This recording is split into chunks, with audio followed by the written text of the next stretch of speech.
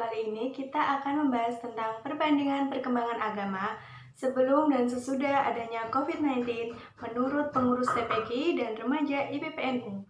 Mari kita simak penjelasan dari pengurus TPQ An-Nur. Menurut saya loh ya, mengenai bagaimana cara merangkul generasi muda, kita ketahui bahwa generasi muda yang merupakan tonggak utama kemajuan baik itu di negara, di daerah maupun di manapun. Yang namanya pemuda ini memang salah satu tonggak utama dalam kajian kitab Syekh Mustafa Al-Ghazali ini mengatakan bahwa subhanul yaum istadibur, muda adalah generasi penerus bangsa, muda adalah merupakan generasi penerus para orang-orang terdahulu. Makanya kita harus bagaimana pemuda itu untuk memahami dan berkarakter agama yang baik. Maka banyak kegiatan yang menarik simpati para pemuda. Di antaranya ada kegiatan perdana, ada kegiatan yang nuansanya ada rasa gembira bagi para pemuda. Kalau karakter pemuda itu kan senangnya itu kan yang sedikit ada nuansa hura-hura, tapi hura-huranya hura-hura yang diarahkan menuju yang baik. Dari sisi masyarakat yang ada di sekitar saya itu dengan kegiatan rebana, sehingga mereka satu punya keterampilan, juga punya rasa simpati dengan berselawat, dan endingnya di rebana itu sendiri organisasinya tidak hanya dengan rebana saja, jadi diperluas dengan kegiatan yang positif. Ada nilai ekonominya karena dari organisasi tersebut itu istilahnya mengumpulkan dana, yang dana tersebut digunakan untuk beternak itik, yang sudah dialami oleh rekan-rekan muda, beternak itik atau entok. Itu yang menjadi nilai ekonomi mereka. Itu bersumber dari kegiatan agama yang tidak terasa mereka itu disisipi dan dimasuki nuansa-nuansa agama. Kalau di era milenial seperti ini, kalau pemuda langsung diajak untuk mengikuti kegiatan yang basicnya agama, tentu tidak akan. Maka kita harus pandai-pandai untuk membuat kegiatan yang kegiatan tersebut nuansanya agama, tapi juga para pemuda itu bisa menyalurkan hobi yang mereka, yaitu salah satunya itu mengikuti kegiatan untuk merangkul generasi muda. Sulit juga loh ya, sulit juga sekarang ini untuk merangkul pemuda, apalagi yang era digital, medsos yang sekarang ini menyita waktu para pemuda. Makanya sarana kami salah satunya diantaranya adalah kegiatan mengikuti kegiatan dan kegiatan-kegiatan yang lainnya bermanfaat bagi pemuda.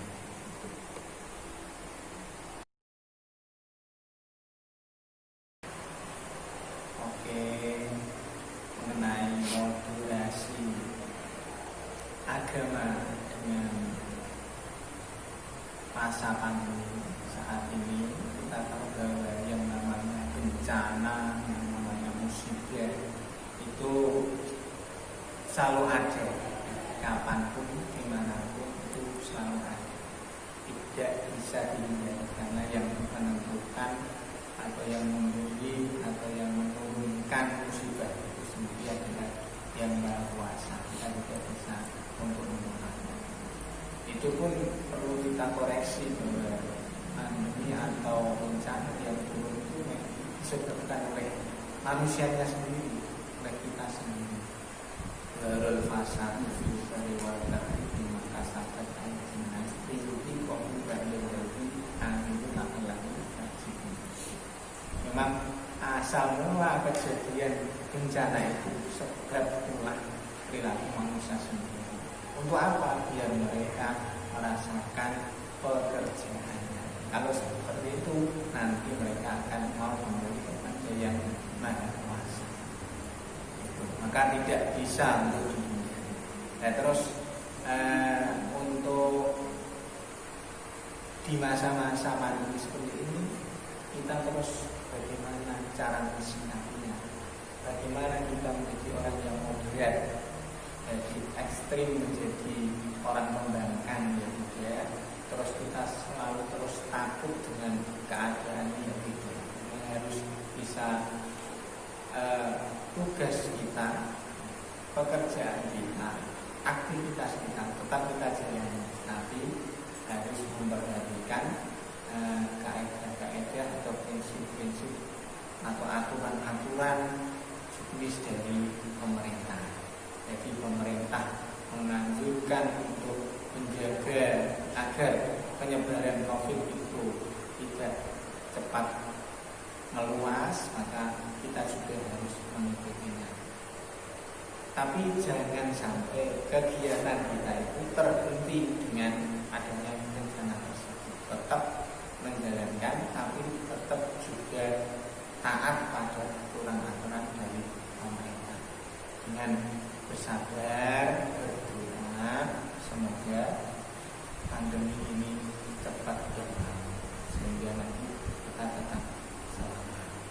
Dan juga jangan sampai kita acuh tak acuh dengan orang di sekitar kita. Kita harus saling membantu di orang-orang di sekitar kita, karena tidak semua orang mempunyai kelebihan. Jadi ada orang yang keadaannya itu tidak berbeda, maka itu sangat butuh kurungan bantuan kita, khususnya pada keadaan masa pandemi. Tentunya ekonomi akan turun, ekonomi akan tidak imbang, ekonomi akan tidak setara dengan keadaan sebelumnya. Nah, kita jangan sampai lupa dengan orang-orang sekitar. Maka kita taat pemerintah, supaya kita juga tetap melaksanakan aktivitas kita dengan berbagai macam cara yang sesuai dengan aturan atau prinsip pemerintah.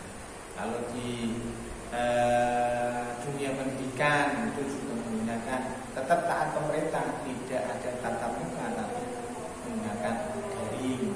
Itu salah satu mensikapi keadaan dengan kenyataan yang ada.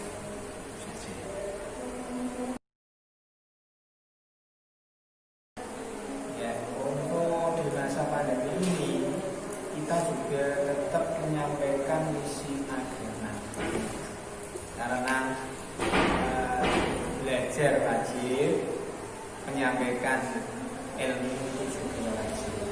Makanya tidak berhenti dengan keadaan yang ada. Kita harus mencari bagaimana visi misi dari agama tetap tersampaikan. Tentunya tadi dengan berbagai media yang sudah milenial sekarang, ada yang menggunakan YouTube, ada yang menggunakan Facebook, ada yang menggunakan meeting Zoom dan sebagainya.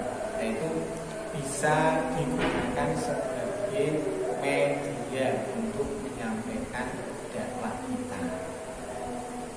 Itu saja. Tentu keadaan yang dulu dengan sekarang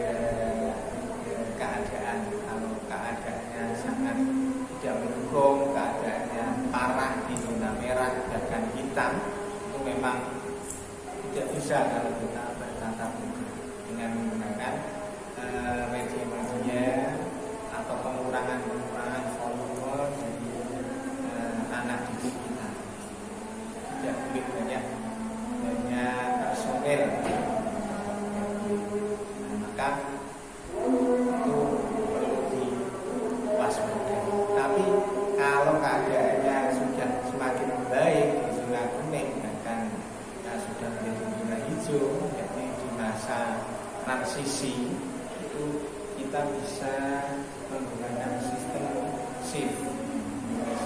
Jadi jam pertama digunakan berapa peserta didik, jam kedua peserta didik itu dibagi per shiftnya. Tapi kalau sudah normal ya kita gunakan dengan sistem pendidikan sebagaimana yang sesudah. Kalau di masa-masa sebelumnya kita tugas untuk merefleksikan, merealisasikan pendidikan dengan yang lebih enak dari sekarang. Kalau sekarang tetap kita mengacu pada aturan, bisa dengan media atau dengan pengembangan peserta didik di kegiatan tatap muka ini. Tapi kalau belum boleh tatap muka ya dengan cara sistem media sosial yang telah tersedia. Itu saja. Yang perlu dipatuhi dalam keadaan new normal di pendidikan Quran, tarbiyah Quran itu, yakni juknis yang sudah ada cuci tangan, itu harus dipersiapkan, cuci tangan tempat cuci tangan, ada sanitizer, dan juga anak-anak dan guru harus memakai masker, bahkan memakai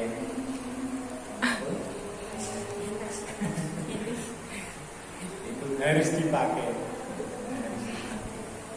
Walaupun sudah dalam keadaan normal, tapi belum 100% aman, maka masih tetap. Dan juga tidak boleh secara serentak, tapi bertahap, separuh.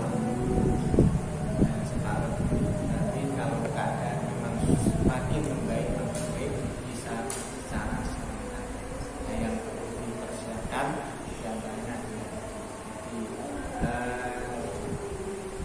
hal-hal yang sesuai dengan juknis aturan yang ada. Selanjutnya, kita simak penjelasan dari Ketua PAC IPPNU. Untuk merangkul generasi muda dalam memperdalam ilmu agama di era milenial seperti ini, ada beberapa cara ya.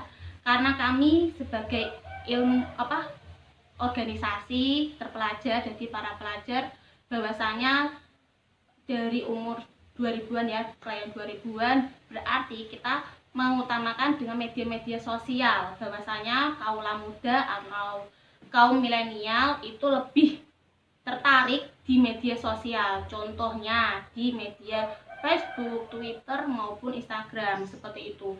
Jadi kami sebagai pengurus pimpinan anak cabang ya, men-share kegiatan-kegiatan agama ngaji itu melalui media-media yang sudah ada. Terima kasih. Menurut kami pimpinan anak cabang IPPNU mengenai moderasi agama di era pandemi seperti ini adalah jalan tengah untuk mengedepankan nilai keadilan, di mana beragama dan berperilaku sesuai dengan porsi yang sudah ada. Nah, di sini para pelajar dituntut untuk tidak ekstrem kanan maupun ekstrem kiri. Nah, bagaimana cara berdakwah di era pandemi seperti ini? Bahwasanya kita perlu tahu ya, untuk di era pandemi seperti ini kita dituntut untuk tidak berkerumun, tidak bergelombol dan lain sebagainya. Nah, kita di sini itu menggunakan media-media yang sudah ada. Contohnya seperti media Facebook, Twitter, Instagram dan blog yang setiap minggu, setiap bulan pasti diisi dengan ilmu-ilmu agama di masing-masing media sosial tersebut. Jadi para pelajar tetap bisa ikut gabung dengan kami, dengan PAC, dengan PC untuk bisa berdakwah seperti yang kita inginkan. Seperti itu ya.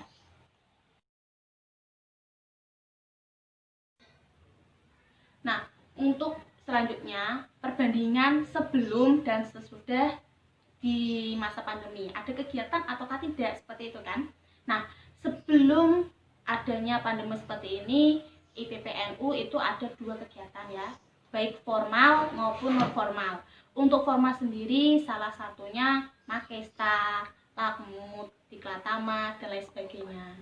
Nah, untuk non formal sendiri itu seperti daroh ngaji ya.